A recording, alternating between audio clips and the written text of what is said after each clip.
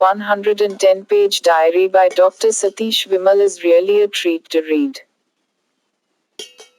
The narrator has, in a way, initially suppressed all the resentments he had for the ideologies carried forward by many of his friends from various literary circles. These friends who I am talking about were actually his contemporary writers. The narrator, for his humility, would never afford to earn their ill will despite having strong reservations against their motivated moves in the field of literature. The narrator kept listening to them, but the tradition they were going with would choke his breath.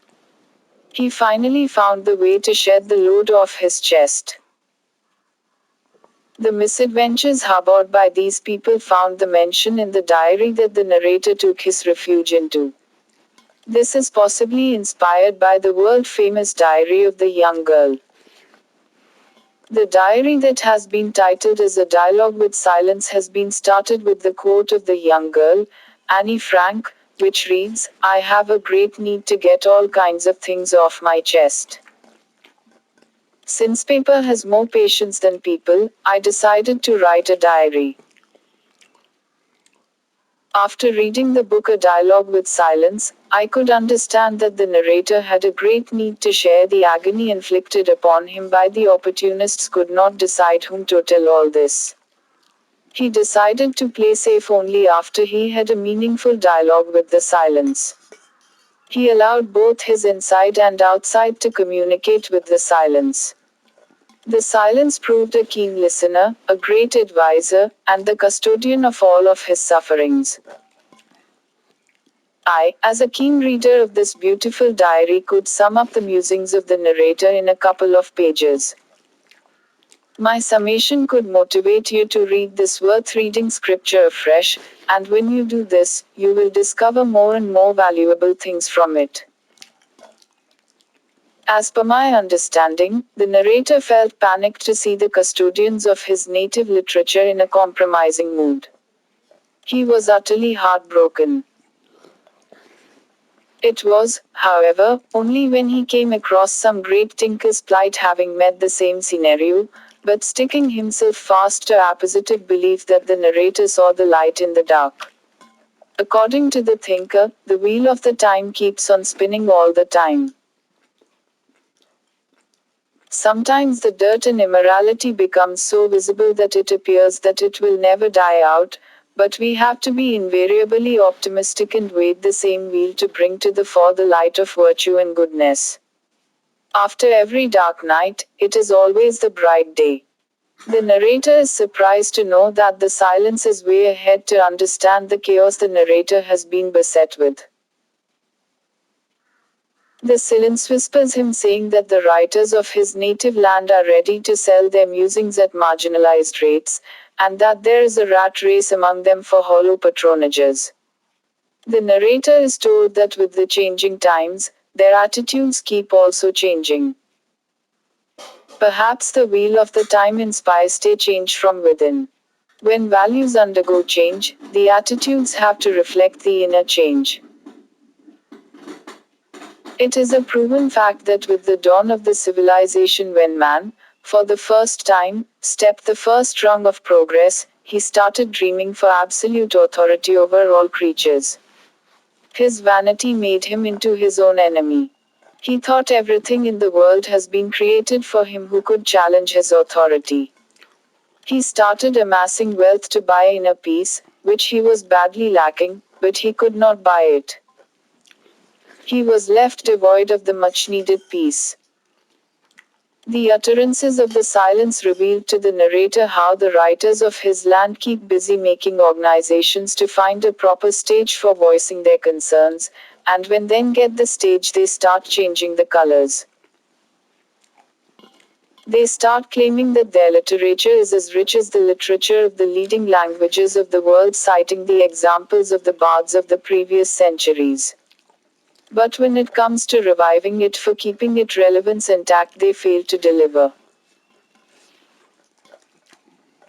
The narrator whispers the silence that he knows well that time keeps on changing its pace and that its flight knows no stoppages, so do the tides of the Jhelum, The Jhelum has been witness to all social, political, economic, and cultural changes of her people, so is the literature of this land.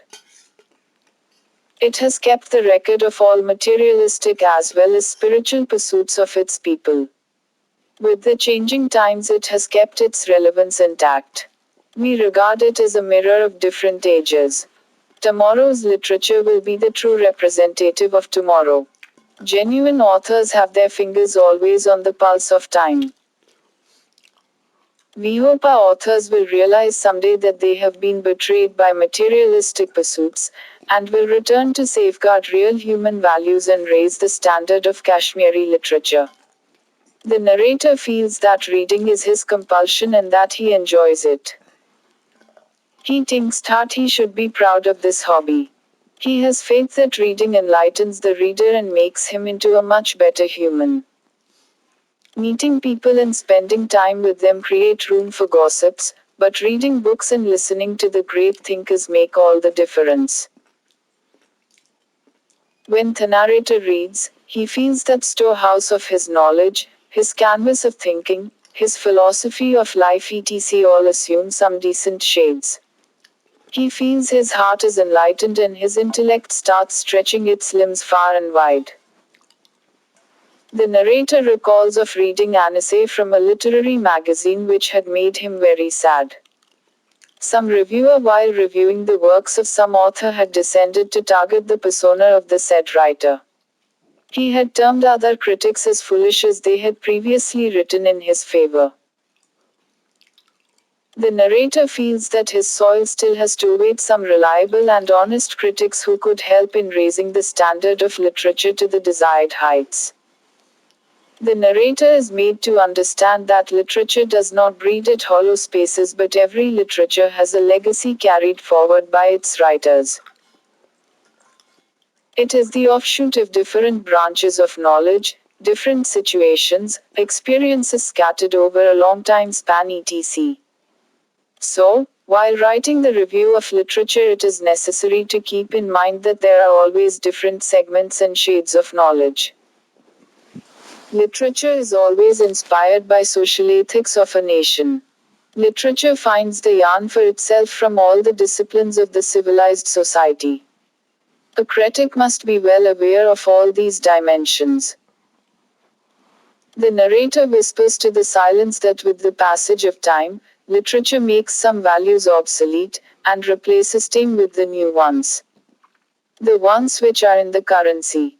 But the way the writers in Kashmir have been bartering their products is quite tragic.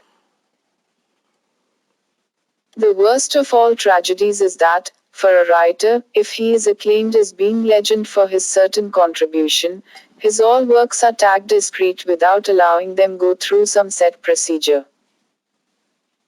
The narrator shows no reservations to tell that in this soil, it is all the social standing of the writer, and his being socially or politically effective that his write-ups are recognized and graded as good, better, or the best. The narrator wishes that this phenomenon shall change for the good.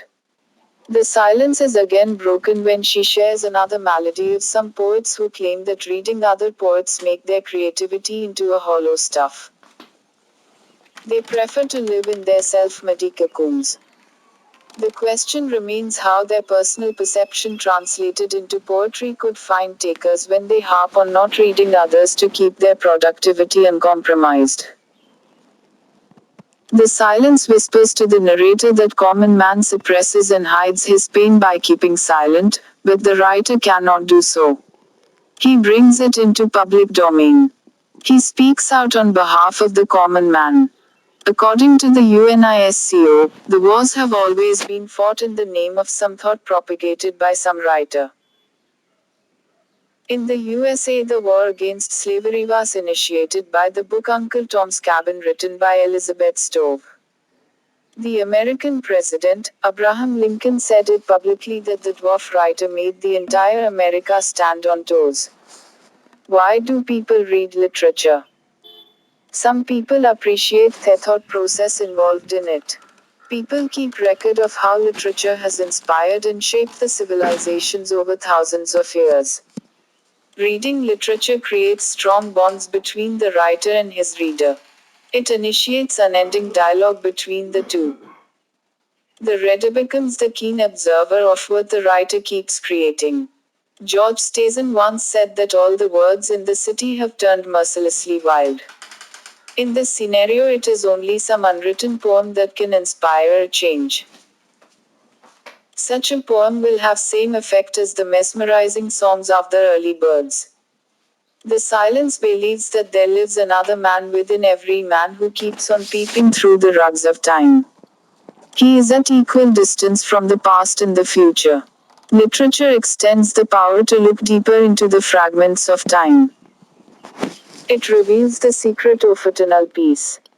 Literature fails to inspire only when it stays with the past and tries to distance itself from what we call spirituality.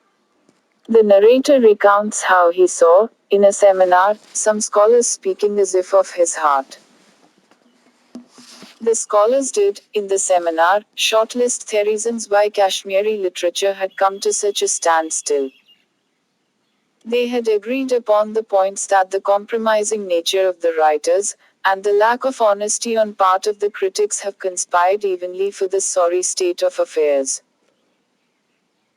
They were heard saying that literature's mirror image of the real life which is necessarily tinted with pain and pleasure. Literature helps us live centuries within a live moment. It takes us to the wonderlands. Literature enriched with human values lasts every test of the time. It is simultaneously local as well as universal.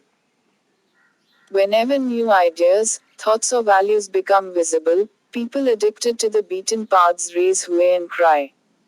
This is but natural.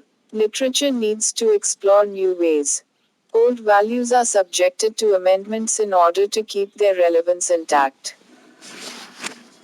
The concerns raised by the narrator and communicated to his companion have relevance to every literature lover. A common reader does also think on the same lines. But he lacks expression. The diary has in a very nice way showed the ugly face of the so-called custodians of Kashmiri literature. Truth has to prevail, and it will, but the dishonesty which has been making merry for long shall distance us from the richness of our literature. This is a heavy loss inflicted upon all the people with this linguistic identity by the custodians of the language.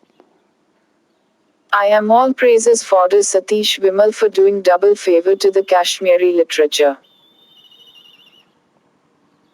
The first being, that he has brought in the public domain this hypersensitive issue and has briefed us about its consequences, and the second, that he has added another feather to the Kashmiri literature by adding a chapter to the genre of diary writing. Tariq Ahmad, Tariq Rafaibad, Baramulla. Email